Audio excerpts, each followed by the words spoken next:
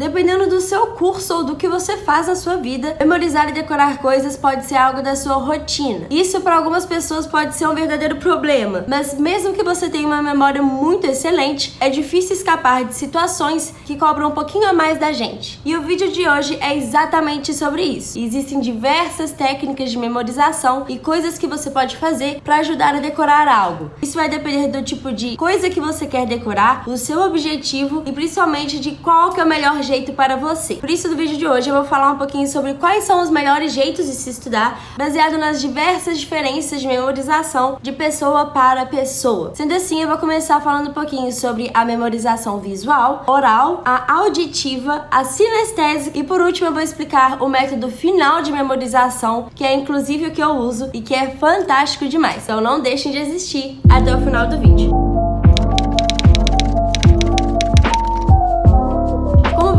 Vamos começar com a memorização visual. Antes de tudo, é muito importante dizer que todo mundo consegue memorizar de todas as formas, isso é mais de preferência mesmo. Então, algumas pessoas preferem ou têm certos talentos para certos tipos de memorização. Sim, eu falei certo 1001 vezes. Decorar algo de maneira visual significa olhar para aquele negócio, independente do modo que você estiver olhando, seja por uma leitura, um vídeo ou o que for, você vai ver e a partir disso, decorar. Inclusive, tem algo muito importante para dizer que talvez seja um pouco polêmico, mas a tal da memória fotográfica não existe. Memória fotográfica nada mais, nada menos é do que a memória visual. Sabe quando você está na prova, lembra que leu aquela informação no cantinho da página, mas não consegue lembrar exatamente o que é, mas você sabe que aquela informação está ali? Pois bem, isso é só uma memória visual. Sim, triste dizer, mas memórias fotográficas não existem. E não existem porque não há comprovação científica de que exista uma memória capaz de decorar tudo que viu simplesmente por ver. A memória fotográfica partiria de um pressuposto que só de olhar 100.000 coisas que existem em cima de uma mesa, a pessoa conseguiria ver, fechar os olhos e te contar exatamente o que tem ali. Se sua memória visual for muito boa, parabéns, você vai conseguir uma certa quantidade. Se você não for muito bom nisso, também não se preocupe, porque tudo dá pra melhorar nessa vida. A única vez que a memória fotográfica foi estudada foi na década de 70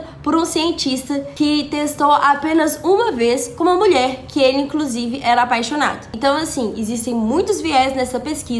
Ela foi a única do mundo a conseguir fazer o teste que comprovaria a memória fotográfica. Então, passamos por esse ponto da memória fotográfica. Se você é dessas pessoas que gostam de decorar visualmente algo, existem certas técnicas de estudo que podem te ajudar mais do que outras. Elas são aquelas que você consegue visualizar o que está acontecendo. Vídeo ou algum filme relacionado com o tema, ótimo, ótimo mesmo. Mas assim, como essa não é a realidade dentro da maioria dos cursos, o que você pode fazer é ter mapas mentais. Isso é muito incrível porque vai te dar a visualização do que está acontecendo. Utilizar e muito de códigos de cor, post-its e jeitos de destacar certas coisas do seu texto. Ler pode sim te ajudar se você tiver uma memória visual, mas é um método muito passivo e a gente já sabe que métodos passivos não são muito bons assim para decoreba. E o método que eu acho mais incrível para quem tem memória visual é desenhar. Sim, desenhe aquilo que você está pensando. Não precisa necessariamente ser um desenho artístico,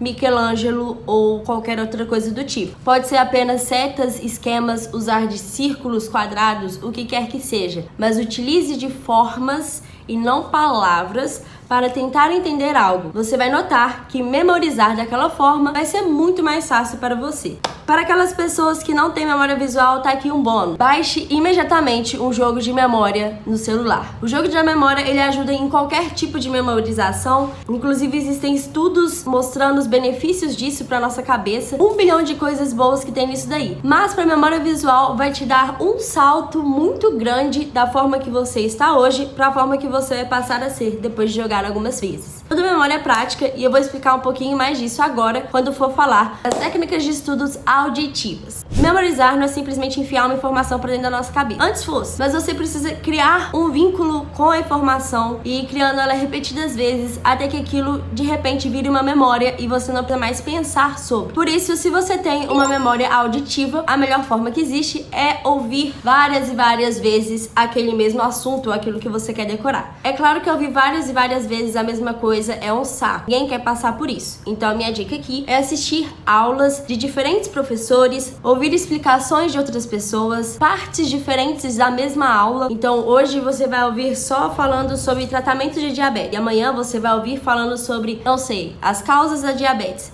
Dá pra ver que eu tenho um claro problema com diabetes, porque eu sempre cito essa doença nos meus vídeos.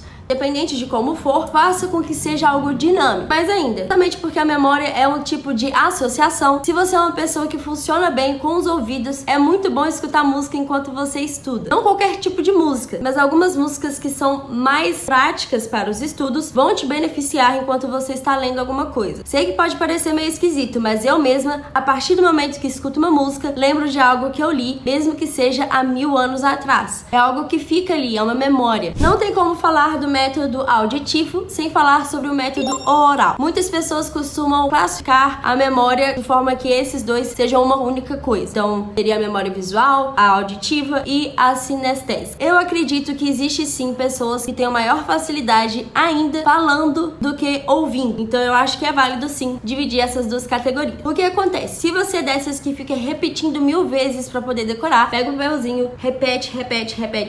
Se você é dessa pessoa, provavelmente você é alguém que gosta de memorizar de maneira oral, ou seja, falando. É um dos métodos de memorização que eu mais acho incrível, inclusive. É muito bom que você fale o quanto você puder e de maneiras diferentes. Evite ficar falando sempre a mesma frase, assim, exceto que você queira decorar uma frase em específico. Mas se você estiver estudando para uma matéria que cai muita decoreba, por exemplo, anatomia, é bom que você fale em ordens diferentes, fale de maneiras diferentes e se cobre de forma diferente. Tente explicar algo para alguém, ou se você não quiser necessariamente ter um contato pessoal com uma pessoa, você pode criar uma aula para dar para exatamente ninguém, mas apenas para criar o raciocínio e falar sobre aquilo. Um bom exemplo que eu tenho para dar para vocês é como eu faço para poder gravar os vídeos aqui no YouTube. Eu não faço um roteiro muito específico com todas as coisas que eu preciso falar, porque eu acho que fica um pouquinho demais. Mas mesmo assim, eu tenho tudo decorado para conseguir chegar aqui e falar na frente da câmera. Como eu faço? Eu crio um roteiro apenas com os pontos principais sobre os assuntos que eu vou falar. Então, com 10 linhas, eu consigo fazer o roteiro de todo um vídeo. E isso é muito bom para pessoa que tem a capacidade de decorar de maneira oral. Faça uma listinha com os pontos principais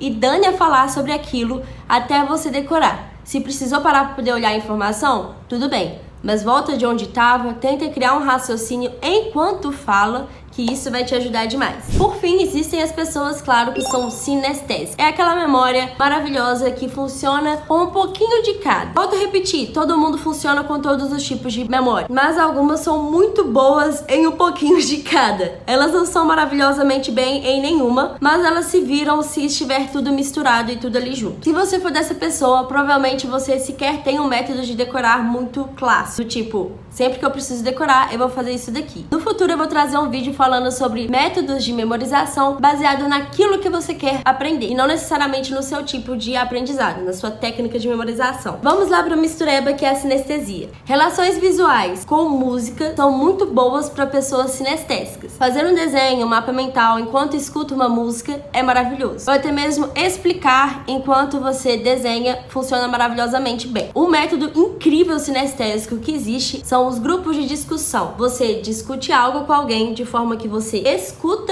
a opinião dela e o que ela sabe sobre aquela disciplina e você fala o que você sabe sobre aquela disciplina. Isso é um método muito incrível e que ajuda demais a memorizar. Então essa relação com outra pessoa vai te ajudar não só porque você está 1. Ouvindo, 2. Falando, como 3. Visualizando. Estudar com alguém, você vai lembrar que aquela pessoa disse aquela exata coisa e alguma coisa visual vai te chamar a atenção de forma que vai ser mais fácil ter esse vínculo. Pessoas sinestésicas têm muita facilidade de aprender enquanto fazem algo prático, ou seja, escrevendo muito enquanto escutam a aula ou reassistindo coisas enquanto fazem desenhos. Elas gostam de colocar a mão na massa. Elas são pessoas que provavelmente vão decorar quanto mais exercícios elas fizerem, pois assim elas conseguem pegar um pouquinho de cada tipo de memorização. Finalmente, chegamos na parte da melhor técnica de memorização que existe, que é que eu mesma uso, o Palácio de Memórias. O Palácio de Memórias é literalmente um palácio em que você vai colocar as suas memórias. De forma que sempre que você precisar lembrar de algo, é apenas você visitar o seu palácio e ali vai estar a informação que você precisa. Falando assim parece muito mais difícil. Por que usar o método Palácio de Memórias? memórias. Eu particularmente gosto muito pelo fato de que eu preciso decorar várias coisas e a minha memória funciona muito bem com ele. Então é como se eu finalmente tivesse encontrado algo que encaixa a minha necessidade com o meu jeito de memorizar. Eu não vou falar exatamente passo a passo para se criar um palácio de memória. Se você quiser ver algum vídeo sobre isso, me conte aqui nos comentários. Porém, eu vou explicar mesmo assim aqui o básico, porque se você quiser testar, no mínimo com isso já dá para ter alguma ideia. O palácio de memórias é um palácio mental, é algo que existe apenas na sua cabeça e é um lugar, não necessariamente um palácio. Pode ser o seu quarto, pode ser uma casa, pode ser uma praça,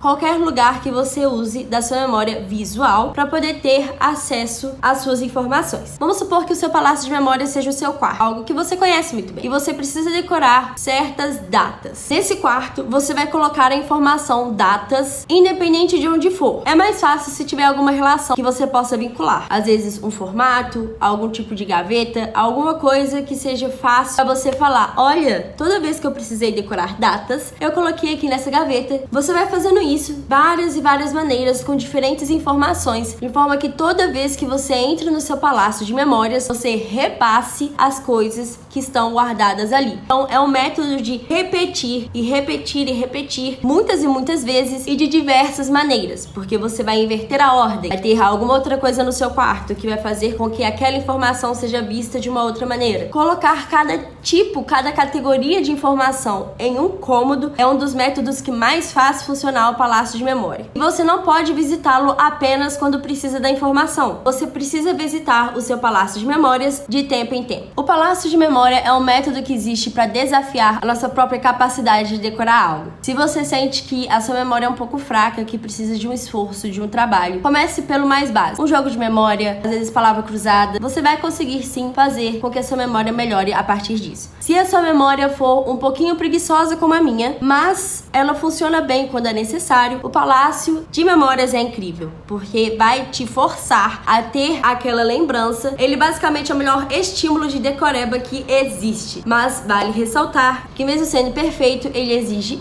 prática e não necessariamente funciona para memórias a curto prazo se você não tiver o hábito de utilizá-lo. Acredito que por hoje seja apenas isso. Me contem nos comentários qual exatamente é o seu método de decorar e se tudo der certo, espero vocês ainda essa semana. Beijos, beijos e até a próxima!